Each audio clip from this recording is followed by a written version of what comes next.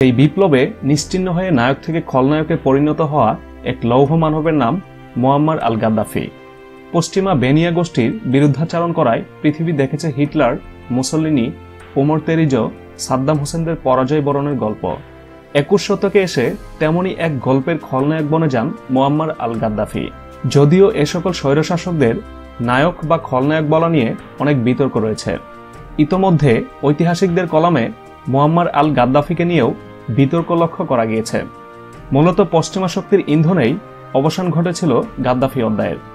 গাদ্দাফির পতনের আগে তার শেষ ভাষণটি এর জন্য হুবহু তুলে ধরা হলো। পরম করুণাময় ও সর্বশক্তিমান আল্লাহর নামে শুরু করছি। গত 40 বছর, হয়তো আরো বেশি সময়, আমি সঠিক মনে করতে পারি না, লিবিয়ার জন্য আমার সম্ভাব্য সকল কিছুই করেছি। বাড়ি, হাসপাতাল, স্কুল করেছি। যখন তারা ক্ষুধার্ত ছিল মুখে খাবার তুলে দিয়েছি। এমনকি মরুময় বেনগাজিকে সবুজ ফার্মল্যান্ড বানিয়েছি। আমি দেশকে রক্ষা করেছি কাউবয় রোনাল্ড রিগানের হাত থেকে। যখন আমার দত্তক নিয়ে এতিম কন্যাকে সে হত্যা করেছিল, তখন আমাকে হত্যার চেষ্টা চালাচ্ছিল। ব্যর্থ হয়ে অনাথ মেয়েটিকে হত্যা করল। এরপর আমি আফ্রিকান ইউনিয়নে ব্যাপক পরিমাণ অর্থ সাহায্য করলাম আফ্রিকান দরিদ্র ভাই বোনদের সাহায্যের জন্য। আমি সারা জীবন খেটে গেছি মানুষকে গণতন্ত্রের আসল উদ্দেশ্য বোঝাতে, এবং আমাদের দেশে গণকমিটি গঠন করা হয়েছিল সুশাসন নিশ্চিত করতে। হয়তো এটা যথেষ্ট ছিল না, কারণ আমি দেখতে পারছি একদল জনতা, যাদের কিনা 10 তলা বাড়ি আছে, ঘরভরা জিনিসপত্র আছে, রয়্যাল স্যুট আছে, তারা সন্তুষ্ট নয়। তারা স্বার্থপর এবং আরও চায়। তারা আমেরিকাকে বলেছে তারা এই দেশে গণতন্ত্র আর বাকস্বাধীনতা চায়। তারা কখনো বুঝতে চায় না এই গণতন্ত্র আর বাকস্বাধীনতা একটা গলাকাটা ব্যবস্থা, যেখানে সবচেয়ে বড় ইঁদুরটা বেশি খায় আর বাকিরা অভুক্ত থাকে।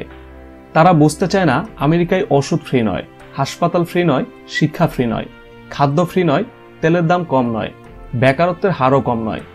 উল্লেখ্য, লিবিয়াতে এসব ফ্রি ছিল। আমি কি করেছি তা নিয়ে অনুতপ্ত নয়।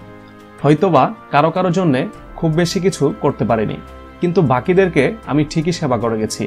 তারা তো জানে আমি গামাল আবদেল নাসেরের পুত্র, যিনি সালাহ আল দিন আইয়ুবির পরের ইসলাম ও আধুনিক আরবের একমাত্র সত্যিকারের নেতা। তিনি সুয়েজ খালের নিয়ন্ত্রণভার নিয়েছিলেন তার জনগণের জন্য। আমি লিবিয়ার নিয়ন্ত্রণ নিয়েছিলাম আমার জনগণের জন্য। আমি কেবল তার পদাঙ্কই অনুসরণ করেছিলাম আমার জনগণকে ঔপনিবেশিক চোরদের হাত থেকে মুক্ত রাখতে, যে চোরেরা আমাদের সম্পদ চুরি করতে মুখিয়ে আছে। আজ আমি ইতিহাসের সর্বসেরা আক্রমণের মুখে। আফ্রিকার ক্ষুদে শিশু ওবামা আজ আমাকে হত্যা করতে চায়, আমার দেশের স্বাধীনতা হরণ করতে, আমাদের অর্থনীতি ধ্বংস করতে, আমাদের free housing, free medicine, free education, free food কর্মসূচি বাতিল করতে এবং রিপ্লেস করতে চায় চুরির আমেরিকান ফর্মুলা, যেটাকে তারা পুঁজিবাদ নামে ডেকে থাকে। কিন্তু তৃতীয় বিশ্বের মানুষ এর সম্বন্ধে ভালোই জানে। পুঁজিবাদ হচ্ছে সেই জিনিস যেখানে কর্পোরেশন জনগণের উপর চলে, রাষ্ট্রের উপর চলে, শেষে জনতার শক্তি দুর্বল করে দেয়। সুতরাং আমার সামনে কোনো বিকল্প নেই। আমি আফসোস করব না, এবং আল্লাহ চাইলে আল্লাহর পথেই মৃত্যুবরণ করব। যে পথ আমার দেশকে ধনী বানিয়েছে, কৃষিতে সমৃদ্ধ করেছে, খাদ্য স্বাস্থ্য উন্নত করেছে, আর আমাদের আরব আফ্রিকার অসহায় ভাই বোনদের সাহায্য করার সুযোগ দিয়েছে, সেই পথ ত্যাগ করে আফসোস করার কোনো মানে হয় না। আমি মরতে চাই না, কিন্তু সত্যিই যদি সেদিন আসে, তাহলে আমার কথাগুলো ছড়িয়ে দাও সারা বিশ্বে। আমার আজকের বক্তৃতাকেই আমার উইল হিসেবে ধরে নাও। জানিয়ে দাও সারা বিশ্বকে যে আমি নেটোর করসেডের হামলার বিপক্ষে দাঁড়িয়েছিলাম। অমানবিকতা, বিশ্বাসঘাতকতা, পশ্চিমা ঔপনিবেশিক শক্তির বিরুদ্ধে দাঁড়িয়েছিলাম, আর ছিলাম আফ্রিকান আরবদের পাশে আলোর রেখা হয়ে। কখনো বোকার মতো সম্পদ ব্যবহার করিনি। আর আমাদের মহান মুসলিম নেতা সালাউদ্দিনের মতো আমিও জেরুজালেমের দিকে নজর দিয়েছিলাম। পারিনি মুক্ত করতে, কিন্তু সব ধরনের সাহায্য করে গেছি এই নগর মুক্ত করতে।